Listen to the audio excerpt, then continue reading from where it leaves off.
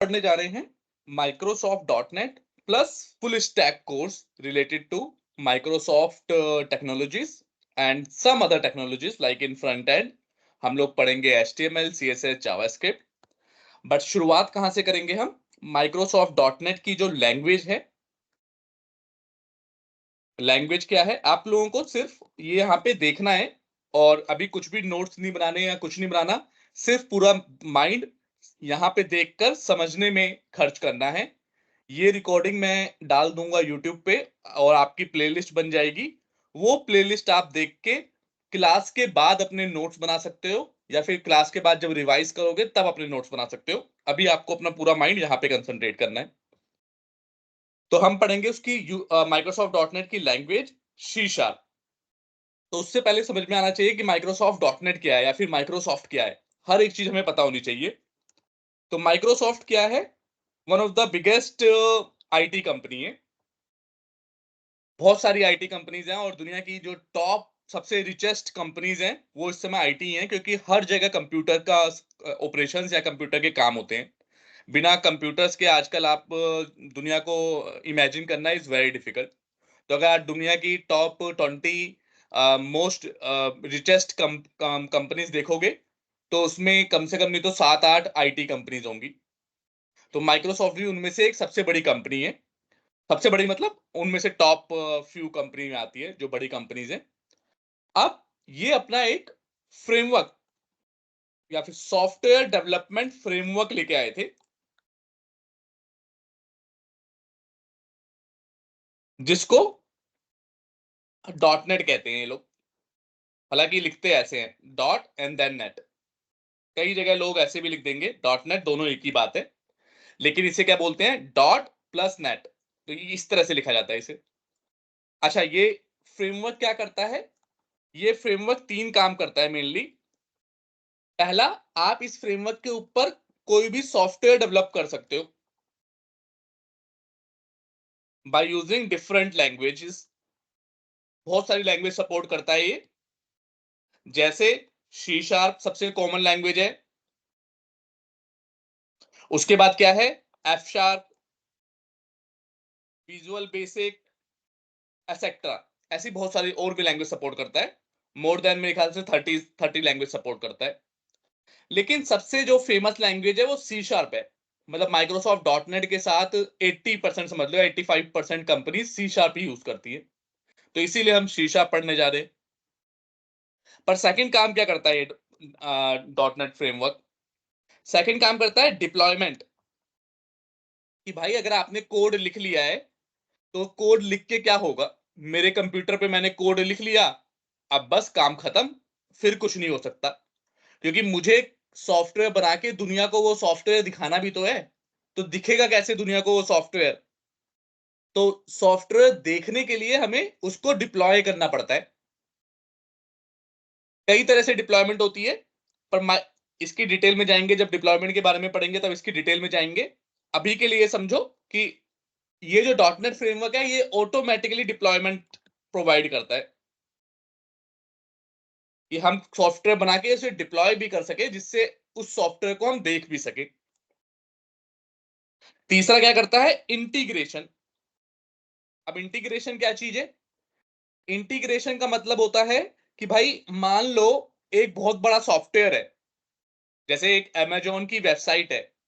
अब अमेजोन की वेबसाइट में कार्ट कार्ट एक फंक्शनलिटी होती है कि आप ऐड टू कार्ट करते हो। कोई भी सामान खरीदने से पहले कार्ट में उसे ऐड करते हो, फिर चेक करते हो अच्छा ये मेरे लिए ठीक है या नहीं है।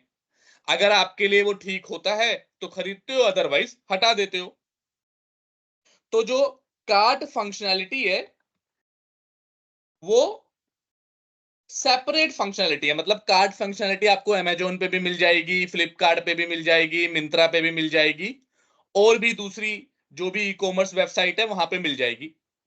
तो मान लो कल को आपने कार्ट की फंक्शनैलिटी जावा में बना रखी है, जावा लैंग्वेज का यूज करते हुए बना रखा है, तो क्या अब आपको अपने सॉफ्टवेयर बनाते वक्त दोबारा से वो कार्ड फंक्शनलिटी बनानी पड़ेगी? क्योंकि भाई हम तो सी शार्प में कोड कर रहे हैं, तो क्या मुझे दोबारा से बनानी पड़ेगी? तो आंसर है नहीं। आप उस बनी बनाई फंक्शनैलिटी को इंटीग्रेट कर सकते हो अपनी एप्लीकेशन में। इंटीग्रेट करने का मतलब कि कोई फंक्शनैलिटी ऑलरेडी बनी हुई है, आपको उसको दोबारा से नहीं बनाना, क्योंकि भाई ऑलरेडी बनी हुई है तो क्यों दोबारा से बनाए, उसको खाली इस्तेमाल कर लेना है अपने ही सॉफ्टवेयर में या अपने जहां पे भी आप कोड कर रहे हो वहां पे। उस प्रोसेस को इंटीग्रेशन कहते हैं। और जो भी फ्रेमवर्क, बेसिकली डॉटनेट एक फ्रेमवर्क है, तो जो भी फ्रेमवर्क ये तीन चीज प्रोवाइड करता है उसे प्लेटफॉर्म भी कहते हैं। तो इसे फ्रेमवर्क कह लो या प्लेटफॉर्म।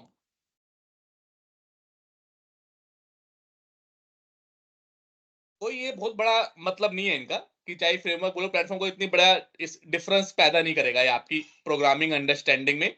ये तो खाली नेमिंग कन्वेंशन है, कोई फ्रेमवर्क बोल देगा कोई प्लेटफॉर्म, लेकिन दोनों ही चीज है ये।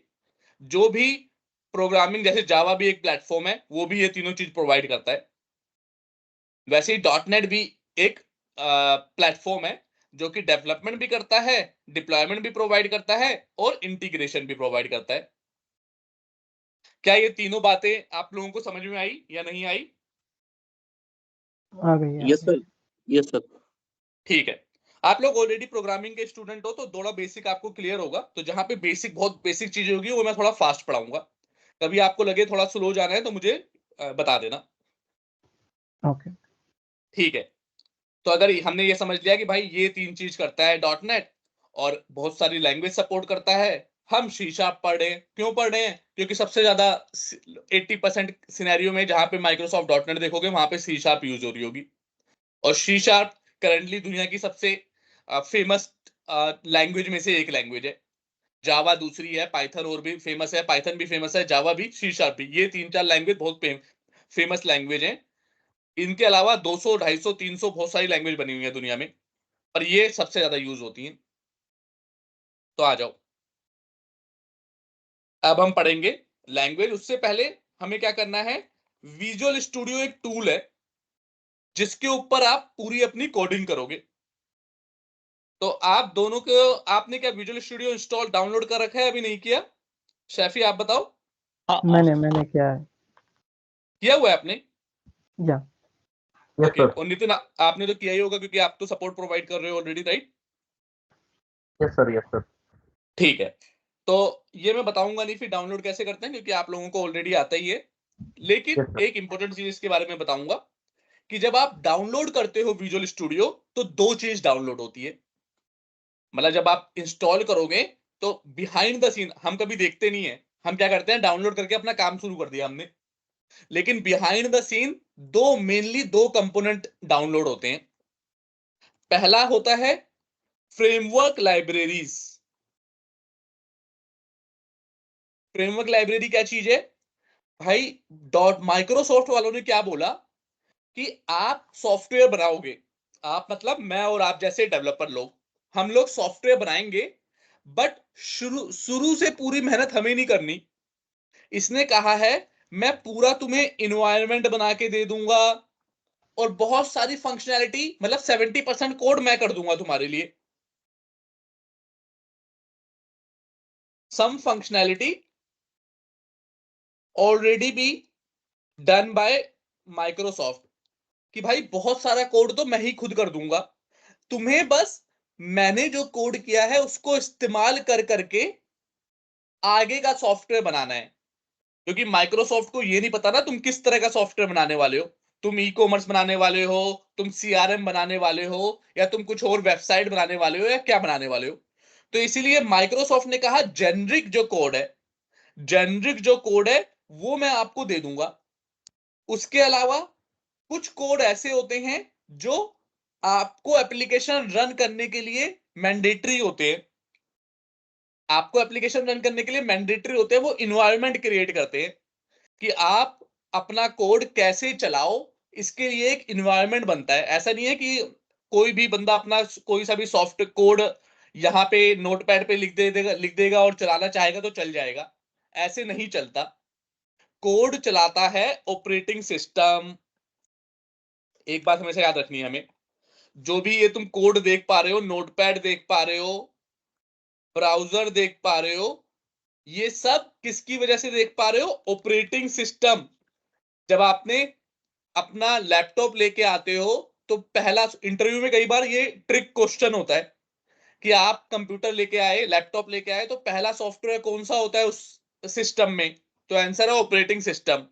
और ऑपरेटिंग सिस्टम ही सब कुछ रन करता है। भले ही आप कोड कर रहे हो सी शार्प में, जावा में, पाइथन में या किसी में भी, पर एट द एंड वो दिखेगा ऑपरेटिंग सिस्टम पे। तो जो भी आपको ये दिख रहा है, जैसे ये एनकोडिंग ऐसा लिखा दिख रहा है, ये हरे रंग का दिख रहा है, या फिर कोई वेबसाइट खोलूंगा, यहाँ पे अमेजोन ही खोल लेते हैं, तो ये देखो ये कलरफुल वेबसाइट दिख रही है। तो ये सब कलर वगैरह कहां से आ रहे हैं? ये कलर वगैरह जब हम ऑपरेटिंग सिस्टम डाउनलोड कर लेते हैं, जब डाउनलोड करते हैं ऑपरेटिंग सिस्टम अपने लैपटॉप में इंस्टॉल करते हैं, तो कलर की एक सॉफ्टवेयर या कलर की एक पैलेट भी इंस्टॉल हो जाती है, और इसी वजह से हमें ये कलर दिखता है। ठीक उसी पर तरह से जैसे ये हेलो दिख रहा है इस फॉन्ट में, तो ये फॉन्ट हमें ऐसा क्यों दिख रहा है?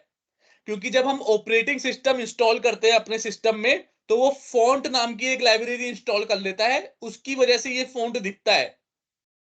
अगर ऑपरेटिंग सिस्टम को पता ही ना हो कलर के बारे में या फॉन्ट के बारे में, तो आपको कुछ नहीं दिखेगा फॉन्ट, आपको बड़ा अजीब सा सॉफ्टवेयर दिखेगा। तो इसीलिए ये बात ध्यान रखो कि भले ही हम सी शार्प में कोड लिख रहे हैं या जावा में या पाइथन में, दुनिया की कोई सी भी लैंग्वेज में, लेकिन वो जो कोड रन होगा वो ऑपरेटिंग सिस्टम पे होगा, और ऑपरेटिंग सिस्टम जानता है बाइनरी लैंग्वेज। ऑपरेटिंग सिस्टम को सिर्फ बाइनरी लैंग्वेज 0101 ये सब पता है। अब कन्वर्ट करने का काम कौन करता है? कन्वर्ट करने का काम करते हैं ये प्लेटफॉर्म अपने आप। अब कन्वर्ट करने की जरूरत ही क्यों पड़ती है? सीधा सी शार्प में लिखो और सीधा ही कोड दिख जाना चाहिए। लेकिन कन्वर्ट करने की इसलिए जरूरत पड़ती है, मैंने पहले वाले लेक्चर में भी जो आपने वीडियो देखी होगी, तो उसमें एग्जांपल दिया है कि मोदी जी रशिया जाते हैं। रशिया जो प्राइम मिनिस्टर है पुतिन, उसे प्रेसिडेंट है पुतिन, उसे रशियन लैंग्वेज आती है, मोदी जी को हिंदी लैंग्वेज आती है। अब मोदी जी ना तो रशियन में बात कर सकते हैं, ना ही पुतिन हिंदी में बात कर सकते हैं, लेकिन दोनों को बात करनी है, तभी दोनों देशों का फायदा होगा। तो उसके लिए वो एक ट्रांसलेटर लेके जाते हैं, जो ट्रांसलेट कर देता है रशियन को हिंदी में, हिंदी को रशियन में। बात सही है या नहीं है? बताओ शैफी आप। जी जी। ठीक है, तो वो ट्रांसलेटर भी डॉटनेट के पास रहेगा। जब आप विजुअल स्टूडियो डाउनलोड करोगे, तो पहला तो डाउनलोड होगी सारी फ्रेमवर्क लाइब्रेरी, जिसमें इन्वायरमेंट बनाने के लिए थोड़ी फंक्शनैलिटी ऑटोमेटिकली लिखी होगी, वो सब लाइब्रेरी डाउनलोड हो जाएगी। और जो दूसरी चीज डाउनलोड होगी उसका नाम है CLR। CLR का क्या काम है? ये बड़ा इंपॉर्टेंट है, कई बार इंटरव्यू में पूछा जाएगा ये। और जो जो चीज मैं बोल रहा हूँ इंटरव्यू में पूछा जाएगा, सैफी उसको अलग से नोट बना लेना कि ये इंटरव्यू क्वेश्चन है। Okay. Common language run time. अच्छा, इसका क्या काम है? इसका काम तो समझ गए कि भाई फ्रेमवर्क की लाइब्रेरी है, सारा कोड आपको नहीं लिखना, आधे से ज्यादा कोड तो डॉटनेट ने हमारे लिए लिख के दे दिया है, वो फ्रेमवर्क लाइब्रेरी में होता है। अब दूसरा कंपोनेंट क्या डाउनलोड होता है? CLR। ये बिहाइंड द सीन होता है। आपने तो एक बटन दबाया होगा विजुअल स्टूडियो डाउनलोड करने के लिए, पर बिहाइंड द सीन ये दोनों चीज डाउनलोड हो रही होंगी। CLR का काम क्या होता है? वो वही ट्रांसलेटर है between dot net and operating system. CLR वही बंदा है जो ट्रांसलेट करेगा बातें। ये ट्रांसलेट कर देता है सी शार्प को, या फिर दुनिया की कोई सी भी लैंग्वेज हो। जैसे डॉटनेट का अगर CLR होगा, तो वो C sharp, Visual Basic, F sharp जो डॉटनेट की लैंग्वेज है, उनको ट्रांसलेट करेगा। जावा वाला होगा, वो जावा को ट्रांसलेट करेगा। उनका नाम कुछ और होगा, डॉटनेट में नाम CLR है, लेकिन होगा हर एप्लीकेशन में। ट्रांसलेट करने का काम होगा हर एप्लीकेशन में। ऐसा नहीं होगा कि डॉटनेट में है लेकिन जावा में नहीं है। क्यों नहीं, क्यों होगा? हमें क्यों पता है 100% होगा? क्योंकि हमें पता है कि भाई जो भी रन होता है वो तो ऑपरेटिंग सिस्टम पे होता है, और ऑपरेटिंग सिस्टम समझता है 010101। तो जब वो जावा पाइथन समझता ही नहीं है, तो कोई ना कोई चीज तो होगी जो जावा, पाइथन, सी शार्प को कन्वर्ट करेगी बाइनरी लैंग्वेज में। तो ये होगा सबके पास नाम अलग अलग होगा। जो सी शार्प में नाम है वो नाम है कॉमन लैंग्वेज रन टाइम। क्या ये बात समझ में आई या नहीं आई? या नितिन आप बताओ। यस सर, यस ठीक सर। है। अब और ये बड़ा इंपॉर्टेंट है, फ्रेमवर्क लाइब्रेरी भी इंपॉर्टेंट है, लेकिन ये तो समझ लो ऑलरेडी बना बनाया कोड है, आपको मिल रहा है, आपको खाना खाना है, बनाना नहीं है। बट इसके बारे में जानना जरूरी है, बहुत सारे काम करता है। एक तो ट्रांसलेटर करता ही करता है, और भी काम करता है। धीरे धीरे जब हम आगे बढ़ते रहेंगे तो इसके काम आते रहेंगे। एक आप नोट्स बना लेना कि ये क्या क्या काम करता है। अभी पहला ही काम बताया मैंने, अभी और काम बताऊंगा। ठीक है भाई, ये बात अब समझ गई। अब हम करते हैं कि चलो स्टार्ट करके देखते हैं, क्योंकि बहुत ज्यादा थ्योरी मैं पढ़ाता रहूंगा तो बोर हो जाते हैं थोड़ा एक टाइम के बाद ना। तो थ्योरी और प्रैक्टिकल साथ साथ चलेगा। तो स्टार्ट करते हैं अब विजुअल स्टूडियो को खोलना।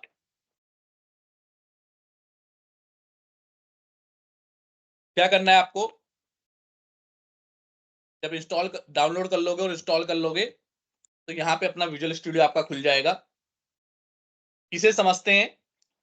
यहाँ पे लिखा है ओपन रिसेंट प्रोजेक्ट। जो जो प्रोजेक्ट आपने बनाए होंगे वो यहाँ पे दिख जाते हैं, जो भी लेटेस्ट प्रोजेक्ट होते हैं।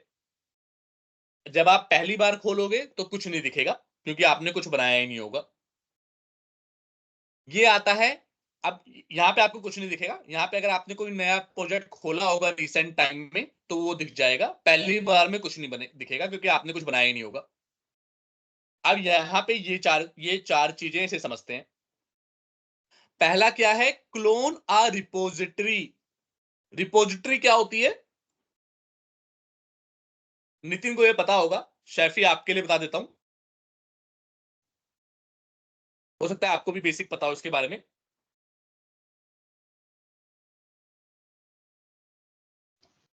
nothing but like storage in cloud. Correct. Cloud नहीं, अभी बताता हूँ Like स्टोरी रिपोजिटरी क्या होती है। yeah. हाँ, कि भाई मेरी कंपनी में ये गिटहब इज वन एक तरह की रिपोजिटरी है। ऐसी बहुत सारी अलग अलग रिपोजिटरी होती है, बट गिटहब इज सबसे पॉपुलर है आजकल गिटहब। तो हमारे कोर्स में भी मैं गिटहब क्लियर करूंगा, आप लोगों को समझाऊंगा। लेकिन रिपोजिटरी का काम क्या होता है कि भाई मेरी कंपनी में एक बंदा तो काम करेगा नहीं। मेरी कंपनी में 10 20 25 डेवलपर्स काम कर रहे होंगे। अब उन सबके पास अपना अपना लैपटॉप होगा, अपना अपना सॉफ्टवेयर होगा, जहां पे वो काम करेंगे। राइट। अब अपना अपना लैपटॉप मतलब अपना अपना सिस्टम सबके पास होगा। अब एक ही सॉफ्टवेयर पे 10 बंदों को काम करवाना है, और सबके पास अपना अपना लैपटॉप है, और मैंने अपने लैपटॉप पे चेंज कर दिया, तो वो चेंज मैं इस बंदे को कैसे पास करूंगा? मान लो ई कॉमर्स की वेबसाइट ही ले लो। ये बंदा बना रहा है लॉगिन फंक्शनैलिटी, ये बंदा बना रहा है कार्ड की, ये बंदा बना रहा है प्रोडक्ट लिस्टिंग की। अब एट द एंड इसको इसका भी कोड चाहिए होगा। इस एक बंदे का सबको एक दूसरे का कोड चाहिए होगा। राइट। क्योंकि एट द एंड तो एक ही सॉफ्टवेयर बनेगा ना। अमेजोन ऐसे थोड़ा ना बोलता है कि भाई कार्ड के लिए आप दूसरा वेबसाइट खोलो और प्रोडक्ट के लिए दूसरी वेबसाइट खोलो। एट द एंड तो एक ही प्रोजेक्ट बनेगा। तो अब ये आपस एक दूसरे का कोड कैसे शेयर करें? तो उसके लिए रिपोजिटरी नाम की चीज आई कि आप एक काम करो, आप एक मेन कोड जो होगा उसे रिपोजिटरी में डाल दो। अब हर दिन सुबह आप आओ, उसका लेटेस्ट कोड आप ले लो, लेटेस्ट कोड रिपोजिटरी से ले लो, आपके पास लेटेस्ट कोड आ जाएगा। फिर आप जो भी चेंज करो उसको वापस रिपोजिटरी में डाल दो। फिर दूसरा बंदा भी रिपोजिटरी लेटेस्ट कोड ले लेगा, तो उसके पास जो लेटेस्ट होगा वो पड़ा होगा, और जो इस बंदे ने चेंज किया होगा वो भी पड़ा होगा। अब वो भी चेंज करेगा, वो भी डाल देगा। तो रात को सब लोग अपना कोड चेंज कर करके इस रिपोजिटरी में डाल देंगे, और अगले दिन जब सब लोग लेटेस्ट लेंगे तो सबके पास सबका कोड आ जाएगा। क्या कंसेप्ट समझ में आ रहा है, नहीं आ रहा? Yes, आ रहा है। शैफी आप बताओ। या नितिन आ आपको रहा तो ये पहले से पता होगा, आप तो कंपनी में यस आपके सर, यही काम हो रहा होगा। करेक्ट। यस तो सर, यस सर। इसके लिए रिपोजिटरी बनती है। आप बहुत तरह की रिपोजिटरी होती है। डॉटनेट के साथ पहले माइक्रोसॉफ्ट की एक रिपोजिटरी थी टीएफएस करके, तो टीएफएस बहुत पॉपुलर थी, अभी भी कई कई कंपनी में यूज होती है, लेकिन अब जो सबसे पॉपुलर है मतलब हर टेक्नोलॉजी के साथ, वो गिटहब है। गिटहब बहुत पॉपुलर है, और गिटहब हम कवर भी करेंगे अपने चैप्टर में, अपने कोर्स में। तो यहाँ पे वापस आ जाते हैं। तो पहला ऑप्शन यही पूछ रहा है कि अच्छा, क्लोन का मतलब क्या होता है? जब कोई मान लो नया नया डेवलपर आ गया, अब उसे पहली बार ये लेना है कोड, तो पहली बार तो इसके पास कुछ भी नहीं है ना। हर दिन जब ये कोड लेते हैं नया नया कोड, तब तो वो खाली लेटेस्ट लेते हैं कि मान लो 50 पेज इन्होंने बना रखे हैं, 10 पेज पे इन्होंने काम किया, तो 50 प्लस 10 60 पेज आ जाएंगे इनके पास। लेकिन पहली बार तो इसके पास कोई भी कोड नहीं है ना, तो पहली बार जो भी रिपोजिटरी में पड़ा है ये पूरा का पूरा ले लेगा। तो जो भी पड़ा है पूरे के पूरे को लेने को क्लोन कहते हैं, कि क्लोन आ रिपोजिटरी, कि भाई जो भी पड़ा है पूरा ले लो। तो यहाँ पे ऑप्शन पूछ रहा है वो कि आपको कोई रिपोजिटरी क्लोन करनी है क्या? क्या ऑलरेडी कोई रिपोजिटरी बनी हुई है उसको क्लोन करना है? तो पहली बार जब आप खोलोगे तो कोई रिपोजिटरी बनी ही नहीं होगी, आप कहोगे नहीं भाई ये नहीं करना मुझे। दूसरा ऑप्शन क्या पूछ रहा है? क्या कोई प्रोजेक्ट आपने बना रखा है वो खोलना है? तो पहली बार तो आपने कोई प्रोजेक्ट भी नहीं बना रखा होगा, तो आप कहोगे नहीं भाई ये नहीं खोलना। तीसरा ऑप्शन क्या पूछ रहा है कि क्या कोई फोल्डर खोल दूं तुम्हारे लिए, कोई फोल्डर बना रखा हो सकता है कोई प्रोजेक्ट ना हो लेकिन कोई फोल्डर हो, तो आप कहोगे नहीं भाई मेरे पास तो कोई फोल्डर वोल्डर भी नहीं है। तो पहली बार में आपको क्या करना है? क्रिएट अ न्यू प्रोजेक्ट, कि अच्छा कुछ भी नहीं है तेरे पास तो तुझे नया बनाना है, तो कहोगे हाँ हाँ भाई नया बनाना है। क्लिक कर दिया। अब यहाँ पे जो जो प्रोजेक्ट आपने बना रखे होंगे वो इधर रिसेंट में खुल जाएंगे। शुरू में आपने कुछ नहीं बनाया होगा तो यहाँ पे कुछ नहीं होगा, नल बटे सन्नाटा होगा। यहां पे आप देखोगे सारे टेम्पलेट होंगे कि किस तरह के प्रोजेक्ट आप बना सकते हो। जैसे देखो यहाँ पे कंसोल एप्लीकेशन बना सकते हो C# में, वेब एप्लीकेशन बना सकते हो C#, नीचे जाओगे तो दूसरी लैंग्वेज भी आ जाएंगी। ये देखो विजुअल बेसिक में भी आ गए कि कुछ प्रोजेक्ट आप विजुअल बेसिक में भी बना सकते हो, और कुछ प्रोजेक्ट क्वेरी लैंग्वेज में, अलग लैंग्वेज है इसमें भी बना सकते हो। ऐसे ही अलग अलग आ जाएंगे, लेकिन हमें बाकियों की टेंशन नहीं लेनी। हमें सबसे पहले, अगर आपको, मेरे में तो सबसे ऊपर ही है क्योंकि मैंने रिसेंटली खोला हुआ है, अगर आपको ना मिले तो यहाँ पे कंसोल टाइप करो तो कंसोल एप्लीकेशन आ जाएगी। कंसोल एप्लीकेशन क्या होती है? जो फंक्शनैलिटी समझने के काम आती है। इसमें कोई यूआई नहीं होगा आपका। यूआई मतलब कोई म्यूट पे नहीं है, म्यूट हो जाओ। यूआई का मतलब कोई आपको चीजें दिखेंगी नहीं बड़ी सुंदर सी, जैसे यहाँ पे अमेजोन की वेबसाइट ये सुंदर सी दिख रही है ना, ये सुंदर सी चीजें नहीं दिखेंगी, पर आप फंक्शनैलिटी समझ जाओगे। तो फंक्शनैलिटी समझने के लिए हम कंसोल एप्लीकेशन यूज करते हैं। सेलेक्ट करेंगे, नेक्स्ट कर देंगे। अब वो पूछेगा प्रोजेक्ट का नाम। मैं पहले डबल कंफर्म कर लेता हूँ, रिकॉर्डिंग तो हमारी चल रही है ना, कहीं रिकॉर्डिंग ही ना हो। ओके रिकॉर्डिंग है। अब वो पूछेगा प्रोजेक्ट का नाम बताओ, अपने प्रोजेक्ट का कुछ नाम लिख दोगे आप। जैसे हमारा क्या है, IT एक्सपर्ट्स एरा, मई का बैच है, तो मई 2025 लिख देता हूं प्रोजेक्ट का नाम। अब वो पूछेगा कहां पे स्टोर करना है प्रोजेक्ट, सेलेक्ट कर लो कोई सा भी फोल्डर, मैं तो जहां पे हो रहा है वहीं पे रहने दूंगा। अब वो पूछेगा सॉल्यूशन का नाम बताओ। अच्छा, सॉल्यूशन और प्रोजेक्ट दो अलग चीज है। सॉल्यूशन क्या होता है? सॉल्यूशन को समझो एक बड़ी कैटेगरी, एक बड़ी कैटेगरी के अंदर मल्टीपल प्रोजेक्ट हो सकते हैं। जैसे आप जब ड्राइंग बनाते हो तो एक बड़ा सा कैनवस बनाते हो, पहले उस कैनवस के ऊपर अलग अलग सेक्शन बनाओगे, तो एक जो सबसे बड़ा कैनवस है वो सॉल्यूशन है, उसके अंदर मल्टीपल प्रोजेक्ट्स हो सकते हैं। धीरे धीरे भी समझ में आएगा, जब मैं मल्टीपल प्रोजेक्ट्स बनाऊंगा तो समझ में आएगा। फिलहाल के लिए समझो ये बड़ी कैटेगरी, उसके अंदर ये छोटी कैटेगरी। अब ये पूछ रहा है क्या सॉल्यूशन और प्रोजेक्ट को मैं एक ही डायरेक्टरी में सेव कर दूं, मतलब एक ही फोल्डर में कर दूं? तो मैं कह रहा हूं नहीं, अगर ऐसे क्लिक कर दोगे तो एक ही फोल्डर में सेव कर देगा। मैं कह रहा हूं नहीं भाई, एक में मत कर, क्योंकि हो सकता है मैं मल्टीपल प्रोजेक्ट्स बनाऊं, और मल्टीपल बनाऊंगा तो एक ही में सब रहेगा तो कंफ्यूजन हो जाएगी। तो इसीलिए मैं अलग अलग फोल्डर में अलग अलग सॉल्यूशन रहेगा मेरा। तो कहो ठीक है। तो अब ये बता रहा है भाई प्रोजेक्ट इस लोकेशन पे बन जाएगा आपका। मैं कह रहा हूं ठीक है, अच्छी बात है, अब नेक्स्ट कर दूंगा। अब वो पूछ रहा है कौन सा फ्रेमवर्क यूज करोगे। तो यहाँ पे खोल के देख रहा हूं तो मेरे पास 3 फ्रेमवर्क आ रहे हैं। ए कह रहा है आ रहा है आउट ऑफ सपोर्ट। तो भाई कभी भी आउट ऑफ सपोर्ट वाला तो यूज ही नहीं करना। क्यों नहीं करना? आपने आउट ऑफ सपोर्ट वाला कर लिया, कल को आपके प्रोजेक्ट में कोई दिक्कत आई, आप माइक्रोसॉफ्ट से बोलने गए कि माइक्रोसॉफ्ट भाई तूने मुझे ये प्लेटफॉर्म दिया है, तेरे प्लेटफॉर्म में दिक्कत आ रही है, तो वो बोलेगा अबे तू आउट ऑफ सपोर्ट वाला क्यों यूज कर रहा है? मैंने तो पहले ही बोला था ये सपोर्ट, अब मैं इस पे सपोर्ट नहीं करूंगा, तूने इसको यूज ही क्यों किया? इसलिए आउट ऑफ सपोर्ट वाले को यूज नहीं करना। एक आता है स्टैंडर्ड टर्म सपोर्ट।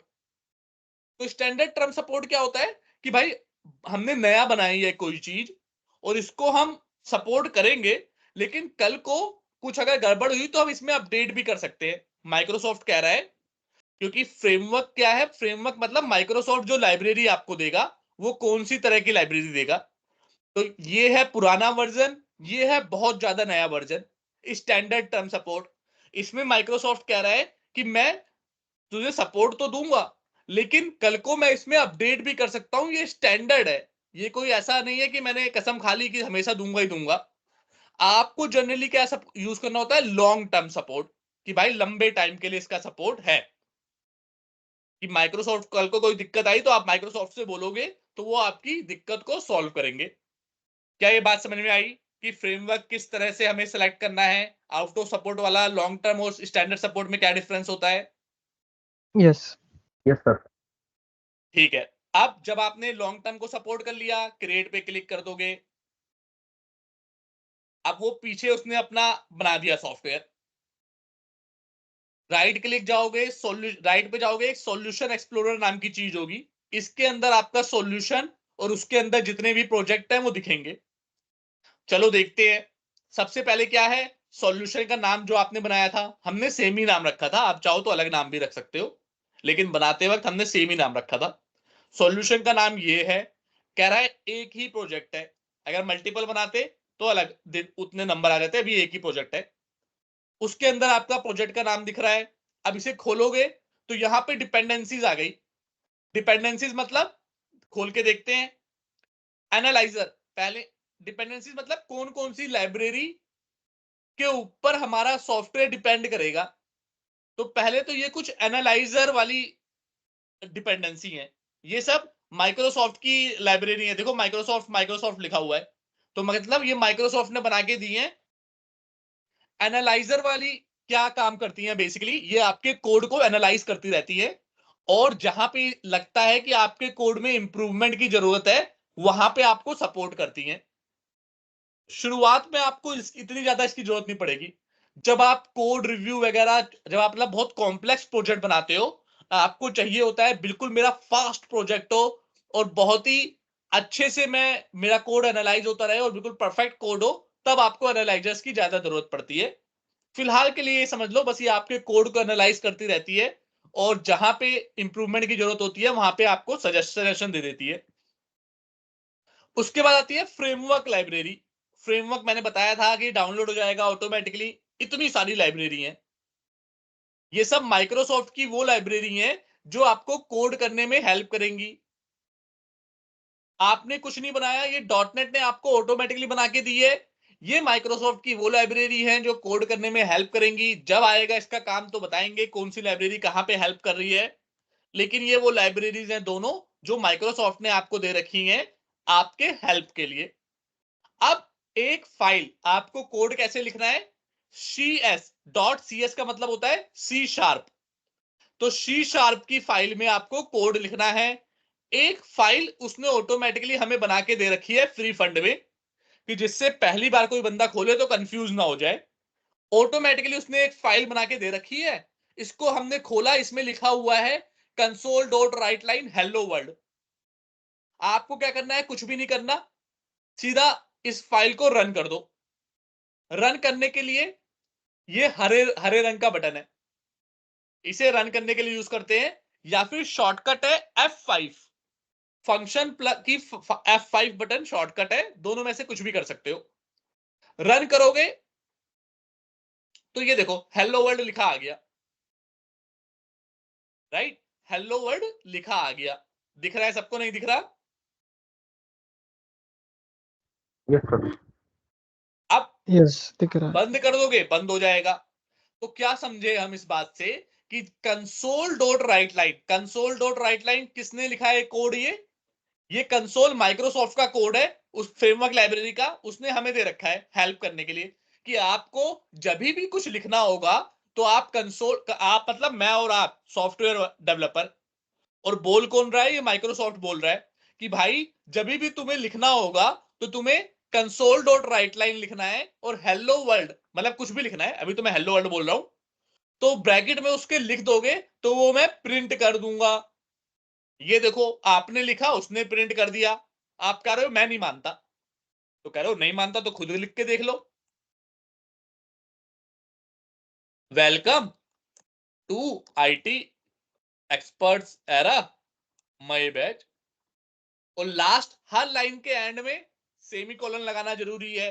क्यों लगाना जरूरी है?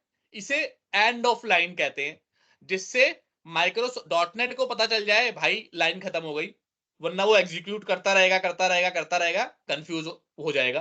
तो हमेशा लाइन के एंड में सेमीकोलन लगा दोगे तो समझ जाएगा हाँ बस इतना ही लिखना चाहता है बच्चा। रन कर दो, लिखा आ गया। तो मतलब जो उसने आपको बोला है बात सही है, झूठ नहीं बोल रहा। कंसोल डॉट राइट लाइन से आप लिख सकते हो। अच्छा अब ये नीचे क्या लिखा आ गया भाई? ये सब क्या चीज है? ये तो मैंने लिखा ही नहीं है, वहां पे ये क्यों आ गया? तो ये इसलिए आ गया क्योंकि आपने अभी बोला कि मुझे लिखना है, पर आपने डॉटनेट को ये नहीं बताया कि भाई तेरे को पढ़ना भी है। अब उसने जब आप पढ़ना है ये नहीं बताया तो उसने रन किया और लिख के बंद होने लगा। लेकिन उसने कहा, उसने अपना दिमाग लगाया कि अगर लिखना है तो पढ़ना भी होगा, तो उसने ये उल्टा सी कुछ लिख के दे दिया कि मैं बंद करने जा रहा हूं, लेकिन बंद तभी करूंगा जब तुम कोई की प्रेस करोगे। कहने का मतलब ये है कि जब भी आप बोलो कि मुझे कुछ लिखना है, उसके बाद आपको रीड भी करना है। जब रीड करोगे तभी स्क्रीन रुकेगी, वरना स्क्रीन रुकेगी नहीं। तो रीड करने के लिए कंसोल डॉट रीड लाइन, ये क्या होता है? रीड करने के लिए, जिससे स्क्रीन रुक जाए। अभी वो अभी क्या, अब देखो आप रन करोगे, अब कोई नीचे लाइन लिखी नहीं आ रही। पहले क्या हो रहा था, क्योंकि आप रीड करने के लिए नहीं बोल रहे थे तो वो लिख के बंद करने जा रहा था, लेकिन वो सोचता है कि यार बंदे ने लिखा है तो पढ़ने के लिए लिखा होगा, इसलिए उसने अपने दिमाग लगा के बोला कि जब एक बटन दबाएगा तो बंद कर दूंगा। लेकिन सही तरीका क्या है कि आप लिखने के बाद कंसोल डॉट रीड लाइन भी लिखो, जिससे कि आप बता रहे हो उसे कि मुझे पढ़ना है, और फिर वो रुक जाएगी स्क्रीन और आप पढ़ते रहोगे। क्या बात समझ में आ रही है? कंसोल डॉट राइट लाइन लिखने के लिए, कंसोल डॉट रीड लाइन पढ़ने के लिए। Yes, sir. यस अब मान लो एक और console dot write line, today is Saturday, run कर दिया। अब आपने कहा यार मुझे ना मजा नहीं आ रहा, मैं इसको, मुझे अभी नहीं लिखना, हो सकता है कल लिखूं, लेकिन आज ये नहीं चाहिए। क्या करोगे? डिलीट कर दोगे। पर डिलीट कर दोगे तो दोबारा लिखना पड़ेगा। तो ऐसा कुछ हो कि कोड लिखा रहे लेकिन डॉटनेट उसे पढ़े ना, डॉटनेट रन करते वक्त उसे पढ़े ना। कोड लिखा रहे लेकिन डॉटनेट पढ़े ना, तो उसके लिए उस कोड को कमेंट कर दो। कमेंट करने का मतलब कैसे करते हैं? उस लाइन को सेलेक्ट करो जिसको कमेंट करना है, यहां पे एक बटन है, इस पे प्रेस कर दो, या फिर शॉर्टकट की क्या है, कंट्रोल के प्लस कंट्रोल सी। तो कंट्रोल के प्लस सी दबा दोगे तो भी कमेंट हो जाएगा, वरना यहां पे एक बटन दबाओगे तो वो कमेंट हो जाएगा। अब देखो, अब जब मैं रन करूंगा तो इस लाइन को लिखी हुई है कोड में, लेकिन माइक्रोसॉफ्ट डॉटनेट पढ़ेगा नहीं उसे। ये देखो, हेलो वर्ड आ गया, टुडे सैटरडे आ गया, दिस आईटी एक्सपर्ट्स वाली लाइन नहीं आई। अगर कल को अब आपको लगा नहीं भाई इसे भी दोबारा लिखवा, दोबारा पढ़वाना है, तो यहां पे जाओ, अनकमेंट कर दो। पहले सेलेक्ट कर लो लाइन, किसको अनकमेंट करना है, इसको। यहां पे ये बटन दबा के अनकमेंट कर सकते हो, या फिर कंट्रोल के प्लस यू दबाओगे तो भी अनकमेंट हो जाएगा। अब रन करोगे तो अब आपको दिखा आ जाएगा। बेसिकली कमेंटिंग हम कहां पे करते हैं, अभी तो ये सिंपल कोड आप कर रहे हो, मान लो कोई खतरनाक कोड आपने लिखा, कोई मुश्किल कोड लिखा, तो उसके ऊपर हम कमेंट डाल देते हैं कि this code is used for this purpose, for some purpose, जिस भी पर्पस के लिए आप उस कोड का इस्तेमाल कर रहे हो उस पे कमेंट डाल देते हो, ताकि कोई दूसरा डेवलपर या कल को आप ही खुद ही देखो तो आपको पता रहे कि ये कोड आपने क्यों लिखा है। तो कमेंट क्या चीज है कि वो लिखी रहेगी लेकिन माइक्रोसॉफ्ट उसको रीड नहीं करेगा। क्लियर है, कोई डाउट? क्लियर है। ठीक है, अब आता है यहाँ पे, अब इन सबको कमेंट कर देते हैं, अब हमें ये सब नहीं चाहिए। अब एक सिंपल पहला प्रोग्राम बनाते हैं, फर्स्ट प्रोग्राम। फर्स्ट प्रोग्राम क्या है कि हमें दो नंबर का सम कराना है। तो बहुत सारे इसमें क्या, क्योंकि मैंने बताया ना बाइनरी लैंग्वेज आप सीखते तो आपकी हालत खराब हो जाती, पर डॉटनेट ने क्या कहा कि बहुत सारी चीज मैं आपको दे दूंगा। तो डॉटनेट ने क्या कहा कि मैं कुछ डाटा टाइप आपको दूंगा। डाटा टाइप क्या दूंगा? Data type. डाटा टाइप क्या होता है कि आप अपनी जिस तरह की वैल्यू होगे उसको उस डाटा टाइप में सेव कर सकते हो। जैसे उसने पहला डाटा टाइप दिया इंटीजर टाइप का, मतलब एक डाटा टाइप उसने बोला कि कोई भी आपको इंटीजर नंबर सेव करना हो, जैसे 1 2 3 4 5 6 7 8 9 10 -1 -2 -3, इस तरह के नंबर सेव करने हो तो आप इंटीजर लिखो आगे INT, इसकी फुल फॉर्म है इंटीजर, शॉर्ट में इसे INT लिखते हैं।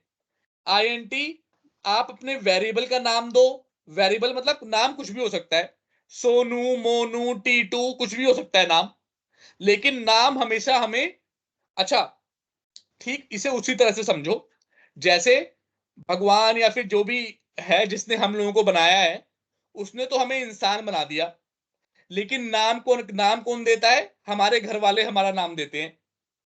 मेरा नाम, सैफी का नाम, नितिन का नाम, सबका हमने, हमारे घर वालों ने नाम दिया है। उसी तरह से ये कंसेप्ट बनाया तो माइक्रोसॉफ्ट वालों ने है, लेकिन नाम हमेशा हम देंगे। तो पहले वेरिएबल का नाम मान लो मैंने दे दिया फर्स्ट नंबर। इसकी कोई इसकी क्या बात है, देखो इस खाली इतनी लाइन लिखी है तो इसका मतलब क्या है? इसे बोलते हैं वेरिएबल डिक्लेरेशन, कि एक वेरिएबल को डिक्लेयर किया है मैंने।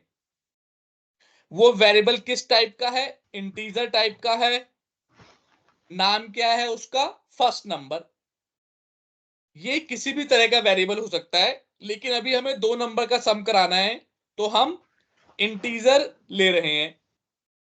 अब क्या होगा? वेरिएबल असाइनमेंट, इसमें कोई वैल्यू असाइन करेंगे।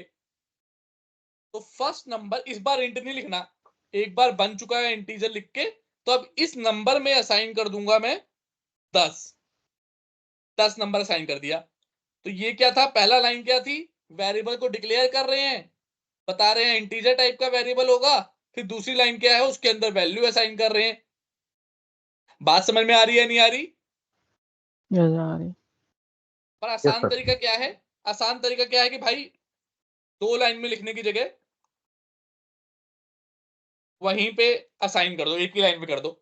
तो इस लाइन का मतलब कोई इंटरव्यू में पूछेगा तो आप बोलोगे वेरिएबल डिक्लेरेशन एंड असाइनमेंट, कि डिक्लेयर भी किया और असाइन भी किया। और असाइन हमेशा राइट से लेफ्ट होगा। इसका मतलब क्या है? इक्वल टू के, इस इक्वल टू के राइट में जो चीज लिखी है वो लेफ्ट वाले में असाइन हो जाएगी। 10 फर्स्ट नंबर में असाइन हो जाएगा।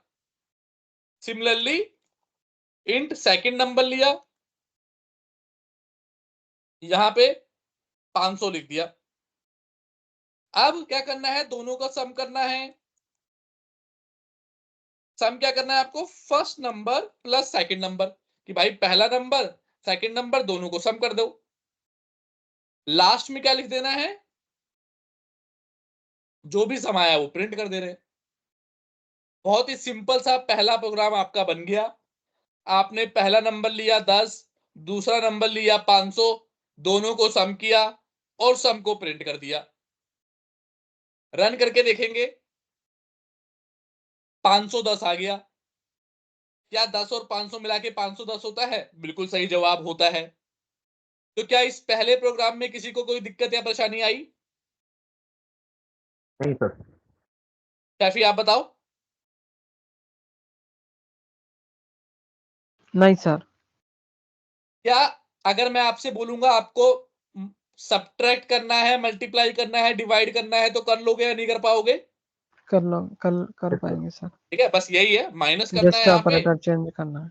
हाँ, यहाँ पे माइनस करना है, यहाँ पे मल्टीप्लाई करना है। मल्टीप्लाई का साइन ये होता है स्टार, यस स्टार। डिवाइड करना है। लेकिन ये सही तरीका तो अभी मुझे नहीं लग रहा भाई। आप कभी ऐसा होता है कि किसी सॉफ्टवेयर में आपने देखा है कि दो नंबर अपने आप से सम करके दे दिया? भाई आप यूजर से नहीं। पूछोगे, यूजर जो नंबर देगा उसको सम करोगे ना। या कोई ऐसा कैलकुलेटर देखा है आपने कि आप 50 + 50 करना चाह रहे हो, लेकिन वो कहेगा नहीं, जो तू बोलेगा वो मैं नहीं करूंगा, मेरे पास जो वैल्यू है वही सम करके दे दूंगा। तो ऐसा नहीं होता। होता क्या है, हम यूजर से नंबर मांगते हैं, तो उसके उस तरीके से बनेगा आपका सेकंड प्रोग्राम। क्या है? Take numbers from users and sum them.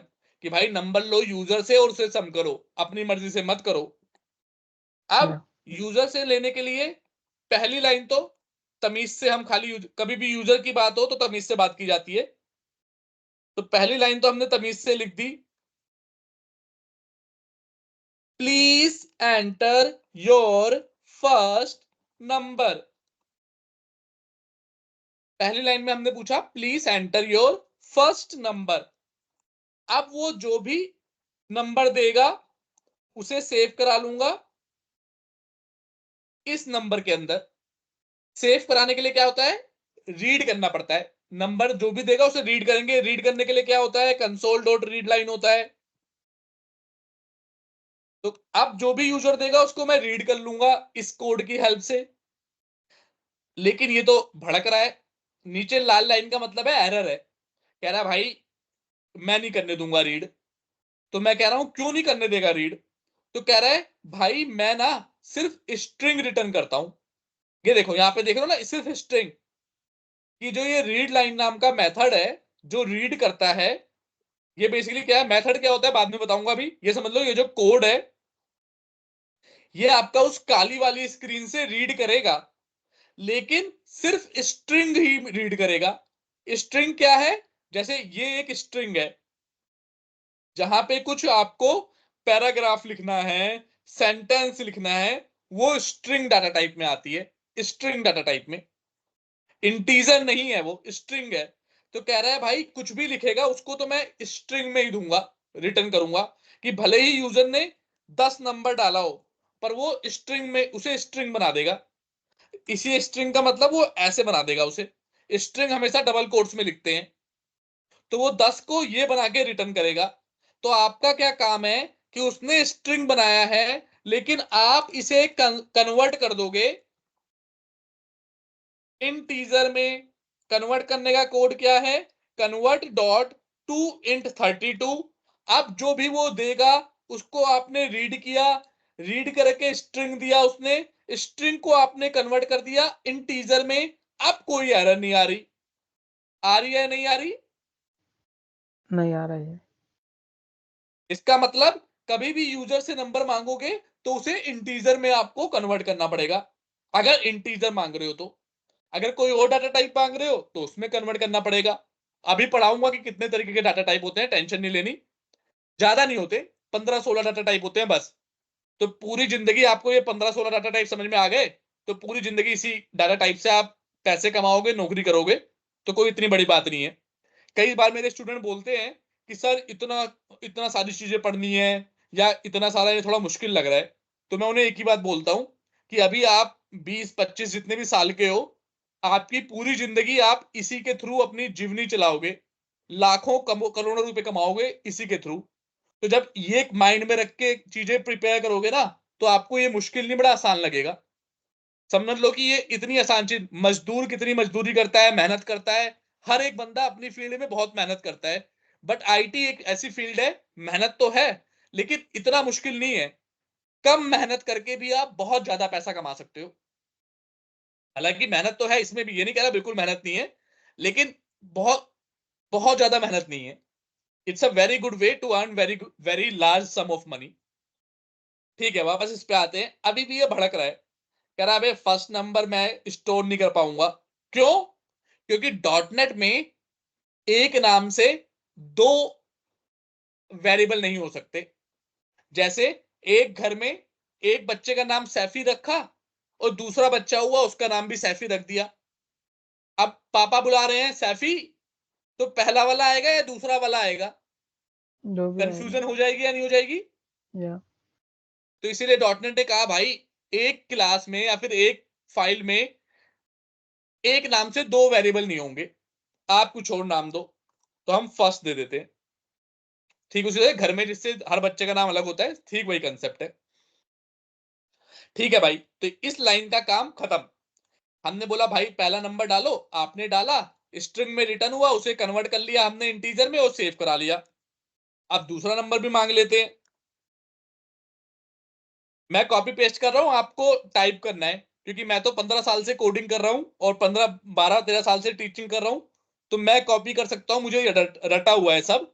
आपको अभी प्रैक्टिस करनी है, तो आपको सब अपने आप टाइप कर करके देखना है, जिससे आपकी प्रैक्टिस आ जाए, आपका फ्लो आ जाए। ठीक उसी तरह से सेकंड नंबर भी प्रिंट करा लिया मैंने, सेव कर लिया, मतलब प्रिंट नहीं कराया, सेव किया। अब इंट रिजल्ट में सम नहीं दे सकता क्योंकि सम ऑलरेडी बना हुआ है, तो रिजल्ट में सेव करा लिया फर्स्ट प्लस सेकंड। अब कंसोल डॉट राइट लाइन में रिजल्ट को प्रिंट करा दिया, बट उससे पहले एक लाइन लिख दी, the sum of two numbers is plus result. जब हमें लिखना होता है, जैसे रिजल्ट आ गया एक अलग चीज है और ये अलग चीज है, जब दो स्ट्रिंग को जोड़ के एक साथ लिखना होता है तो बीच में प्लस आ जाता है। अगर दो इंटीजर के बीच में प्लस करते हैं तो वो सम कर देता है, लेकिन दो स्ट्रिंग के बीच में अगर सब प्लस करेंगे तो वो दोनों को मिला के लिख देगा। कैसे, अभी देखते हैं। ऊपर वाला कमेंट कर देते हैं वरना कंफ्यूजन होगी।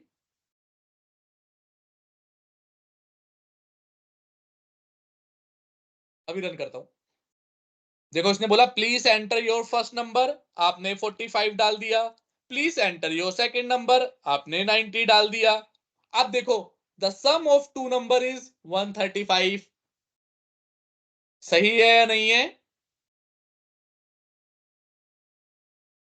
बताओ सैफी। Yes yes sir. तो एक बार अब इस कोड को पढ़ के देखो और अपने आप से खाली रीड करो और बताओ कि कोई चीज ऐसी है जो आपको समझ में नहीं आ रही, तो उसे मैं क्लियर करता हूं। नितिन आप पे मुझे इसलिए इतना विश्वास है कि आपको तो ये आता ही होगा, लेकिन आपने कहा था कि यस सर, मुझे यस शुरू से ही पढ़ना है, शुरू से ही पढ़ना है, इसलिए मैं बेसिक से बता रहा हूँ। Yes sir. हाँ, ये जैसा ये कन्वर्ट इंटू इंट 32 कर रहा है ना, ठीक है, 32 का मतलब क्या है? जैसा वो तो इंट वेरिएबल को। बहुत करेक्ट, बहुत सही क्वेश्चन है, बहुत ही अच्छा क्वेश्चन कि भाई इंट 32 क्यों है, या फिर मैं अभी 2 करके दिखाता हूं तुम्हें। इंट 16 क्यों नहीं है, इंट 64 क्यों नहीं है? तो इंट 16, इंट 32 एंड इंट 64 तीन तरह के इंटीजर दे रखे हैं डॉट नेट ने, तीन तरह के वेरिएबल दे रखे हैं इनकी लिमिट के हिसाब से। जैसे अगर आपको कम वैल्यू स्टोर करानी है तो आप इंट 16 लोगे। इंट 16 मतलब कि उसकी लिमिट है कुछ, कि उसमें आप मैक्सिमम 16,000 या कुछ ऐसे करके लिमिट है, इतनी वैल्यू स्टोर करा सकते हो। अगर 20,000 स्टोर कराना चाहा तो आप नहीं करा पाओगे। Okay int okay, got 32 it. में कई लाखों तक लिमिट है, और इंट 64 में करोड़ों अरबों, बहुत बहुत ज्यादा बड़ी लिमिट है। तो अभी हमने इंट लिया हुआ है, इंट क्या है, बीच वाला है, तो इसीलिए इंट 32 में कन्वर्ट किया। अगर यहाँ पे इंट की जगह लॉन्ग लेते तो फिर मुझे, लॉन्ग क्या होता है, बड़े वाला, तो यहाँ पे मुझे इंट 64 में कन्वर्ट करना पड़ता। तो जिस तरह का वेरिएबल लोगे उसमें कन्वर्ट करना पड़ेगा। ये अभी डाटा टाइप की जब क्लास लूंगा तो उसमें सब क्लियर हो जाएगा। ओके फिलहाल के लिए मैंने इंटीजर ही लिया है। ठीक है, और बाकी कोई क्वेश्चन? No sir. ठीक है, अब एक और प्रॉब्लम है यहाँ पे भाई, वो प्रॉब्लम जनरेट करेगी तीसरे क्वेश्चन को, तीसरे प्रोग्राम को। क्या प्रॉब्लम दिख रही है तुम्हें? प्रॉब्लम ये है कि यार ऐसे थोड़ा ना होता है कि सबका सम ही करवाना है मुझे। मैं तो यूजर से ही पूछूंगा ना कि भाई तेरे को करवाना क्या है, सम करवाना है, मल्टीप्लाई करवाना है, डिवाइड करवाना है, तू बता मुझे क्या करवाना है, उसके बाद जो तू बोलेगा वो मैं करवाऊंगा। राइट, ये होना चाहिए। या कैलकुलेटर में ऐसा होता है कि आप 2 नंबर करके एंटर डालते हो, अपने आप ही वो सम दे देता है? ऐसा नहीं होता ना। हम यूजर से पूछते हैं भाई तेरे को करवाना क्या है, वो जो बोलेगा वही करेंगे। तो ये जनरेट करता है हमारा तीसरा प्रोग्राम।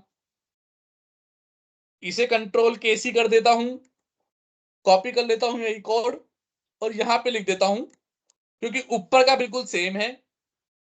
मैं कॉपी कर रहा हूं, आपको नहीं करना, क्योंकि मुझे ये चीजें रटी हुई हैं। मैं नींद में भी ये सब चीजें टाइप कर सकता हूं, पर आप अभी सीखोगे, प्रैक्टिस करोगे, तो आपको जितना टाइप करोगे उतना ज्यादा प्रैक्टिस बनेगी आपकी। तो भाई इससे पहले, रिजल्ट निकालने से पहले हमें क्या करना है, इसको हटा ही देता हूं अभी फिलहाल के लिए। 2 नंबर उसने दे दिए। अब हमें फिर से प्यार से बात करनी है यूजर से। Please suggest me the operation you want to perform. कि भाई कौन सा ऑपरेशन परफॉर्म कर रहे हो वो बताओ। राइट, तो मान लो अब यूजर इसमें क्या दे सकता है, या तो वो सम लिखेगा, या सब्ट्रैक्ट लिखेगा, या मल्टीप्लाई लिखेगा, या डिवाइड लिखेगा। अब यहां पे आई एक और नई टेक्नोलॉजी, जो नई कंसेप्ट जो डॉटनेट ने हमें दिया है। अब यहां पे अगर सम होगा तो हमें सम करना है, सब्ट्रैक्ट होगा तो सब्ट्रैक्ट करना है, मल्टीप्लाई होगा तो मल्टीप्लाई करना है, डिवाइड होगा तो डिवाइड करना है। पर हमें नहीं पता कि क्या होगा, वो हमें यूजर बताएगा। बात सही है नहीं है? यस। तो जहां पे चॉइस की बात आती है कि हमें पता नहीं है कि क्या करना है, हमें कंडीशन है, उस कंडीशन के बेस पे कोड करना है, वहां पे जन्म होता है कंडीशनल स्टेटमेंट का। इस कंडीशनल स्टेटमेंट को बोलते हैं इफ एल्स कंडीशन।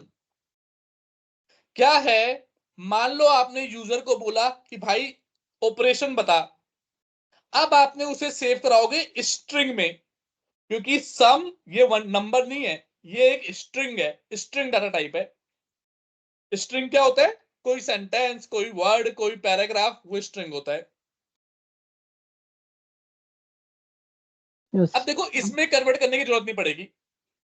क्यों नहीं पड़ेगी? क्योंकि भाई ये स्ट्रिंग में तो देता है, और आपको स्ट्रिंग में कन्वर्ट, स्ट्रिंग में ही सेव करना है। तो अगर स्ट्रिंग में ही दे रहा है और स्ट्रिंग में ही सेव कर रहा है, तो कन्वर्ट करने की कोई जरूरत नहीं है। कन्वर्ट करने की जरूरत तभी है क्योंकि ये तो स्ट्रिंग में ही देता है। जब आप स्ट्रिंग के अलावा किसी और चीज में वैल्यू सेव कराओगे, तब कन्वर्ट करने की जरूरत है, अदरवाइज नहीं है। क्या ये बात समझ में आई या नहीं आई? यस। यस। चलो, अब आएगा ऑपरेशन के बेसिस पे हमें खेल खेलना है। इफ एल्स का सिंटैक्स, सिंटैक्स देखो। इफ ऑपरेशन इक्वल टू, याद रखना यहां पे एक सिंगल इक्वल टू है। सिंगल इक्वल टू क्या करता है, जो राइट हैंड साइड में वैल्यू है उसे लेफ्ट हैंड साइड में डाल देता है। यहां पे डबल इक्वल टू है। डबल इक्वल टू क्या करता है, लेफ्ट हैंड साइड की वैल्यू को राइट हैंड साइड से कंपेयर करता है। If operation equal to sum, bracket open, curly bracket open close, तो यहां पे हम एक रिजल्ट ले लेंगे जिसकी शुरुआत में वैल्यू रखेंगे 0, कि भाई अभी तो कुछ भी सम नहीं किया तो अभी 0 है। अब क्या किया, अगर सम टाइप किया यूजर ने, तो रिजल्ट में क्या कर देना है मुझे, फर्स्ट प्लस सेकंड कर देना है। एल्स इफ अगर ऑपरेशन सम नहीं है तो और क्या हो सकता है? सब्ट्रैक्ट हो सकता है। सब्ट्रैक्ट। सब्ट्रैक्ट करेगा भाई तो रिजल्ट में क्या डाल देंगे इस बार? आप देख फर्स्ट लो रिजल्ट की वैल्यू चेंज हो रही है, हर सेकंड कंडीशन के माइनस। हिसाब से चेंज हो रही है। Yes yes. ऐसे ही दो और लिख रहे हैं।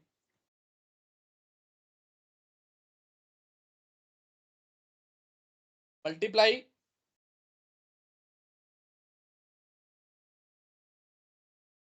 मल्टीप्लाई करेंगे तो मल्टीप्लाई डाल देंगे और डिवाइड होगा तो डिवाइड डाल देंगे।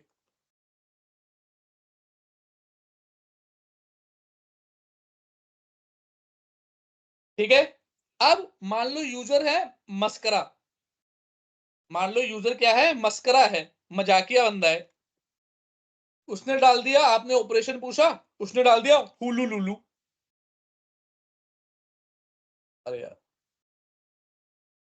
उसने डाल दिया हुलू लुलू। हुलू लुलू क्या है? हुलू लुलू तो कोई ऑपरेशन नहीं है। कोई आपको दो नंबर दे और आपसे बोले हुलू लुलू कर दे, तो क्या करोगे? बताओ सैफी। कुछ नहीं कर पाओगे ना।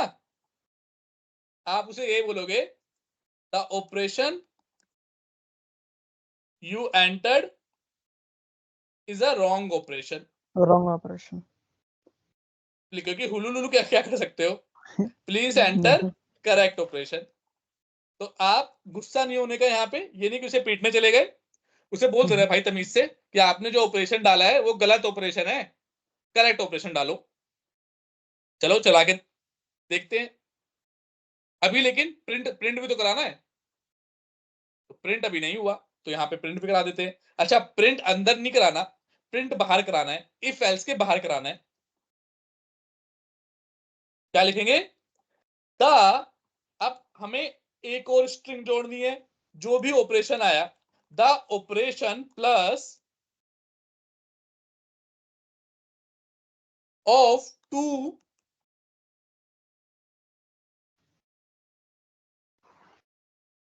देखो यहां पे मैंने तीन स्ट्रिंग जोड़ी, एक स्ट्रिंग है द, दूसरी ऑपरेशन जो डालेगा सम सब्ट्रैक्ट मल्टीप्लाई डिवाइड जो भी डालेगा, ऑफ टू नंबर एक तीसरी स्ट्रिंग है, और चौथी क्या है? जो रिजल्ट आया है वो। तो जितनी स्ट्रिंग जोड़नी है जोड़ते रहो, कोई दिक्कत परेशानी नहीं है, बस बीच में प्लस प्लस लगाते रहो। अब रन करते हैं। एंटर, पहला नंबर 50, दूसरा नंबर 60। पहली बार मल्टीप्लाई डाल देते हैं।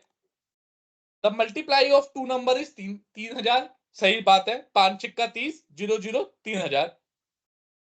अब गलत डाल देते हैं, 34 हो लो ऐसे कुछ डाल देते हैं।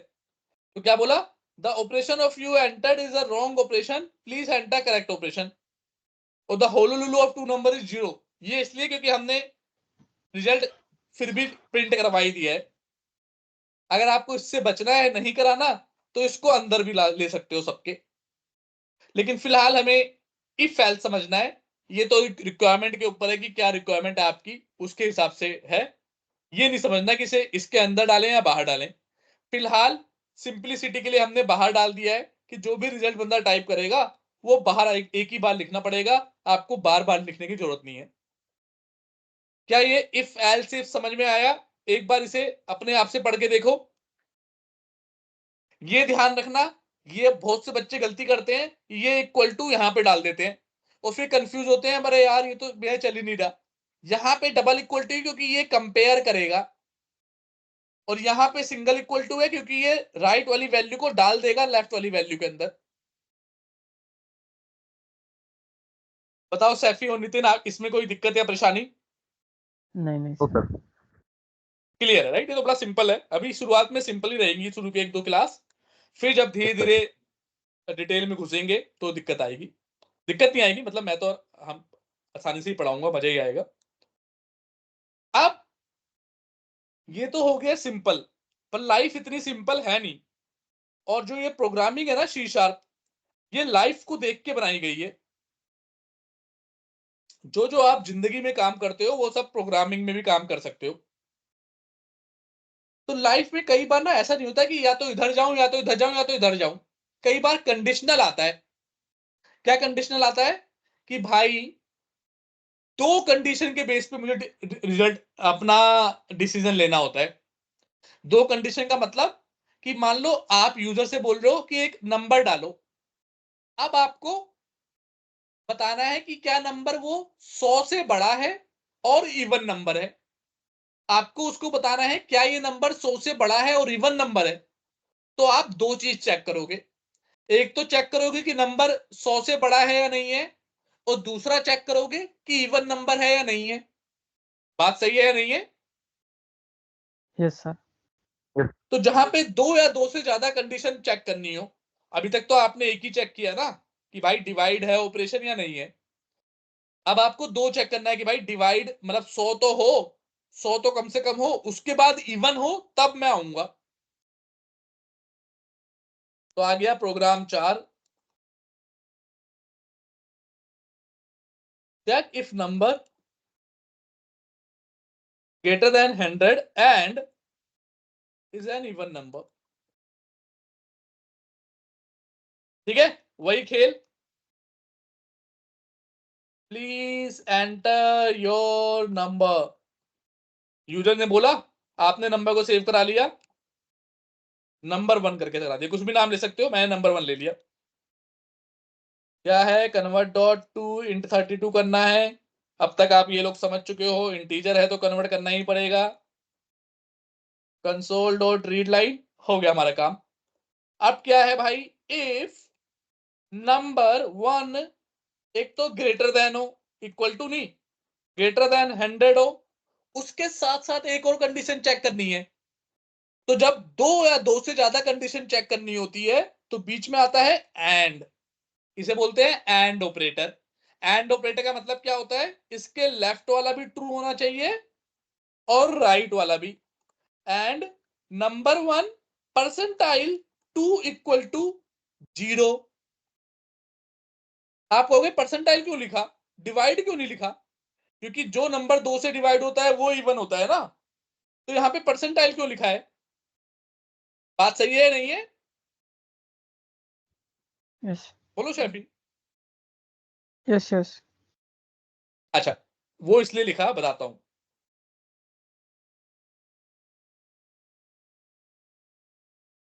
डिवाइड कैसे होता है, ऐसे होता है ना, यस अगर 10 है, 2 से डिवाइड करना है, तो 2 5 जा 10 10, और यहां पे क्या आता है, 0 0। तो इसे क्या बोलते हैं, क्वोशंट। इसे क्या बोलते हैं, रिमाइंडर। रिमाइंडर। तो भाई जब डिवाइड करते हैं तो जो रिजल्ट आता है वो क्वोशंट आता है। जब मैं नंबर को अगर 2 से डिवाइड कर दूंगा और नंबर मैंने 120 लिखा, तो यहाँ पे 60 आएगा, क्वोशंट आता है। लेकिन अगर आपको रिमाइंडर चाहिए होता है तो परसेंटाइल यूज करते हैं। क्लियर है, कोई डाउट है? Yes clear. इंटरव्यू में कई बार बच्चे Yes, गलत sir. कर देते हैं, यही क्वेश्चन कई बार गलत कर देते हैं, डिवाइड कर देते हैं। क्योंकि इंटरव्यू में तो सॉफ्टवेयर नहीं होता ना कि आप चेक करके देख लो। आपको मैं पेपर पे, मैं जब इंटरव्यू लेता हूँ तो पेपर पे लेता हूँ, जिससे बंदे का माइंडसेट पता चले। तो पेपर पे तो पता नहीं होगा कि भाई क्या रिजल्ट आएगा, तो लोग यहाँ पे डिवाइड लिख देते हैं। बट हमेशा दिमाग में याद रखना, कोशंट, डिवाइड कोशंट देता है, रिमाइंडर परसेंटाइल देता है। क्लियर है, कोई डाउट है? क्लियर। तो Clear. कभी भी even even even number check करना होगा तो परसेंटाइल लेना होगा आपको। अब अगर तो ये हो गया, तो आप लिख दोगे number is greater than 100 and an even number. Else, अब जरूरी नहीं है कि आपको हर बार एल्स इफ लिखना है, खाली एल्स से भी काम चल जाएगा, या खाली इफ से भी काम चल जाएगा। Else number is either not greater than 100 और नॉट एन इवन नंबर। भाई दोनों में से कोई एक कंडीशन है, या तो इवन नंबर नहीं है या तो 100 से बड़ा नहीं है। या फिर दोनों ही हो सकता है। रन करेंगे, एंटर योर नंबर, पहली बार में तो अच्छा डालते हैं, number is greater than 100 and an even number. दूसरी बार में खराब डालते हैं, number is either not greater than 100 और नॉट एन इवन नंबर। तो भाई इवन तो है पर 100 से छोटा है। क्लियर है, कोई डाउट है? क्लियर है क्लियर। सर। आप पहली क्लास में, बहुत ज्यादा बड़ी क्लास नहीं लूंगा क्योंकि अदरवाइज पहली क्लास में ही आप लोग ज्यादा क्या बोलते हैं कि ज्यादा ओवरवेल्म हो जाओगे। इसीलिए एक और कंसेप्ट बताने जा रहा हूं, उसके बाद पहली क्लास रैप अप करेंगे हम। अगली बार से 1.5 से 2 घंटे की क्लास होगी, 1.5 घंटे की होगी, क्योंकि 1.5 घंटे से ज्यादा मैंने देखा है बच्चे थोड़ा सा ओवरवेल्म हो जाते हैं, चीजें समझ में कम आने लग जाती है। चलो, अब एंड आया है तो इसका भाई भी आएगा। इसका भाई कोई बता सकता है क्या होगा, कौन होगा? Double and. और बिल्कुल सही नितिन, एंड का भाई है और, कि भाई दो, क्योंकि लाइफ में कंडीशन ये आएगी कि दोनों सही हो, या कभी कई कभार ये भी आएगा कि या तो ये सही हो या तो ये सही हो, या राइट? या तो ये हो या दोनों में से कोई सा भी हो तो दिख जाए। ठीक है, कोई बात नहीं। तो यहां पे ये कर लेंगे, इसी में चेंज कर देता हूं, और कर दिया इसे। और का साइन ये है, इसका मतलब क्या है, दोनों सही होना जरूरी नहीं है। या तो भाई 100 से बड़ा हो या तो इवन हो तो आ जाएगा। तो क्या है, number is either greater than 0 और एन इवन नंबर। और यहां पे आएगा number is neither greater than 100 nor an even number. अब देखो यही कोड 34 के लिए पिछली बार एल्स चला था, इस बार इफ चला कि नंबर या तो ग्रेटर देन 100 है या फिर इवन नंबर है। और अगर आपको एल्स चलाना है तो 121 डाल दो। 121 क्या है, number is either greater than 100। ओ 121 तो गलत हो गया ना, 37 डाल दो। तो क्या हो गया, नंबर ना तो ग्रेटर देन 100 है ना ही इवन नंबर है। क्या बात समझ में आई या नहीं आई? Yes yes. अब एक सबसे इंपोर्टेंट टॉपिक, जो पूरी प्रोग्राम अभी मैं पूरे दुनिया में मतलब जो भी पढ़ाऊंगा मैं, उसका सबसे इंपोर्टेंट चीज अब जो मैं बोलने वाला हूं वो है, उसे बोलते हैं डीबगिंग। डीबगिंग, जो भी प्रोग्रामर डिबगिंग सही से नहीं कर पाता वो अच्छा प्रोग्रामर बन ही नहीं सकता। क्योंकि आप गलती कोड में करोगे ही करोगे। उस गलती को कैसे करते हैं, with the help of debugging, कि कोड को स्टेप बाय स्टेप चलाकर देखना। कैसे करते हैं, बहुत ही सिंपल है। यहां पे मैं यहां पे लगा दूं, जहां पे आपको देखना है कि कोड यहां से मुझे चेक करना है, तो यहां पे मैं डिबगर लगा दूंगा। यहाँ पे नंबर लिखा हुआ है, उसके आगे ग्रे कलर की जो विंडो है उस पर क्लिक कर दोगे तो डिबगर लग जाएगा। डिबगर क्या होता है, अब जब आप देखो कोड रन करोगे, एंटर योर नंबर, मैंने डाला 37। अब ये सीधा आंसर नहीं देगा क्योंकि मैंने डिबगर लगाया हुआ है, तो यहां पे आके कोड रुक जाएगा। रुक गया। अब आपके ऊपर है, अगर आप कंटिन्यू कर दोगे तो वो आंसर सीधा दे देगा। म्यूट हो जाओ, आपकी आवाज बीच में आ रही है। अगर आप कंटिन्यू कर दोगे तब तो सीधा आंसर दे देगा। लेकिन अगर आपको चेक करना है कि क्या चल रहा है मेरे कोड में, तो आपको कंटिन्यू नहीं करना, चेक करना है नंबर 1 में क्या वैल्यू डाली है यूजर ने, 37 डाली है। अब चेक करना है क्या नंबर 1 100 से बड़ा है, तो आंसर है नहीं भाई, छोटा है। क्या नंबर 1 को 2 से डिवाइड करेंगे तो 0 आएगा, नहीं। तो आपका ये एल्स कंडीशन चलेगी। कैसे पता चला, आपको F10 करना है। F10 याद रखना, F10 और F11 दो की होती है। फिलहाल के लिए F10। F10 करोगे तो ये देखो इसके अंदर नहीं गया, इसके अंदर चला गया और उसने प्रिंट कर दिया number is neither greater than 100 nor an even number. F10 किया, रीड लाइन की, और अब जाके यूआई पे आया। सबसे इंपॉर्टेंट है डिबग करना, सीखना ही सीखना है आपको। क्या करना है, कुछ नहीं करना। जिस भी लाइन, मान लो अब इस लाइन पे लगाना है, जिस भी लाइन पे लगाना है उसके आगे ग्रे वाले पॉइंट पे डिबगर क्लिक कर दोगे, डिबगर लग जाएगा। अब आपका कोड सीधा यहां पे आ जाएगा, डायरेक्टली रन नहीं करेगा। अब वो पूछेगा एंटर योर नंबर डालो, आपने 20 डाला, एंटर किया। अब वो चेक, देखो 20 आ गया। अब वो चेक कर रहा है क्या 20 100 से बड़ा है, आंसर है नहीं। लेकिन क्या 20 जीरो से रिमाइंडर जीरो आता है जब 2 से डिवाइड करते हैं, आंसर है यस। तो जब मैंने F10 किया तो अब वो इफ के अंदर गया, एल्स के अंदर नहीं गया, और इस तरह से मेरा इफ एल्स एग्जीक्यूट हो गया और मैं समझ गया कि मेरा कोड कैसे रन हो रहा है। क्या ये बात समझ में आई या नहीं आई? यस यस आइए। अब डिबगर में और क्या क्या होता है, मान लो आपने 3 डिबगर लगा दिए। अब आपको 3 डिबगर लगाओगे तो देखो क्या होगा। यहां से आपको क्या था कि मुझे नहीं नहीं यार, मुझे कोड सीधा चला देना है, कंटिन्यू करोगे, अपना नंबर डाला, आंसर किया, एंटर किया, इस पे आ गया। जैसे जैसे कंटिन्यू करोगे अलग अगले अगले डिबगर पे आता रहेगा, क्योंकि ये इस डिबगर का कोड एग्जीक्यूट ही नहीं हुआ इसलिए यहां पे नहीं आया, पर यहां पे भी लगा देता मान लो।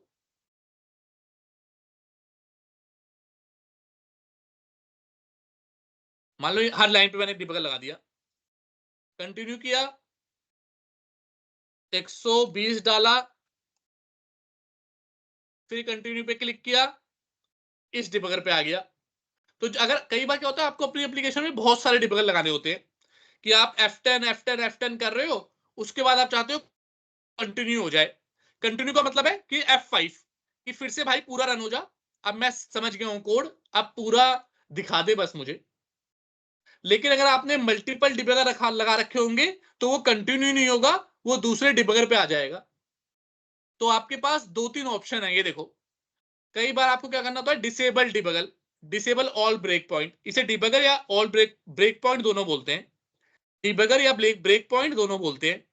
तो अब ये डिसेबल हो गया। अब अगली बार क्या होगा, आप लिखोगे सीधा आंसर आ जाएगा, इस पे नहीं आएगा।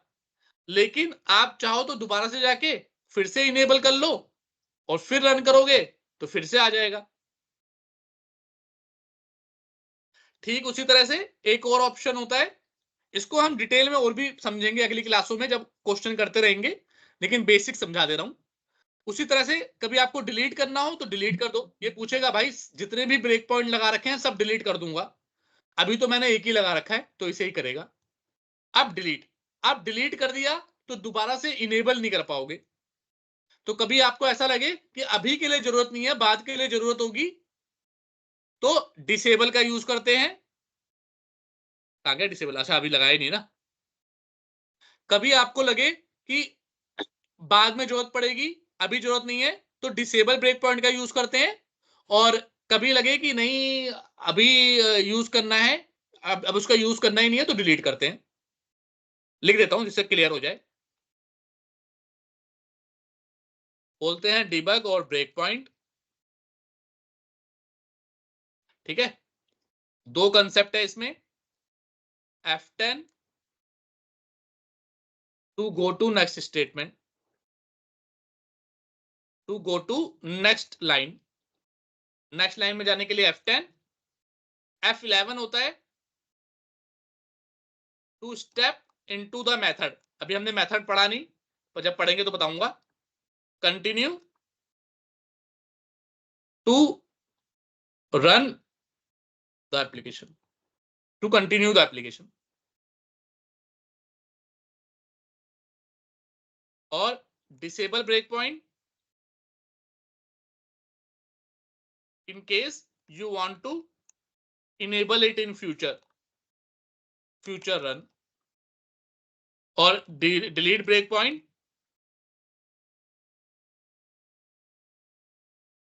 if you don't want break point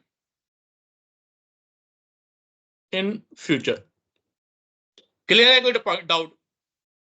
ये ब्रेक पॉइंट है डिबगर से रिलेटेड, ये सारे मेन चीज याद रखनी है आपको।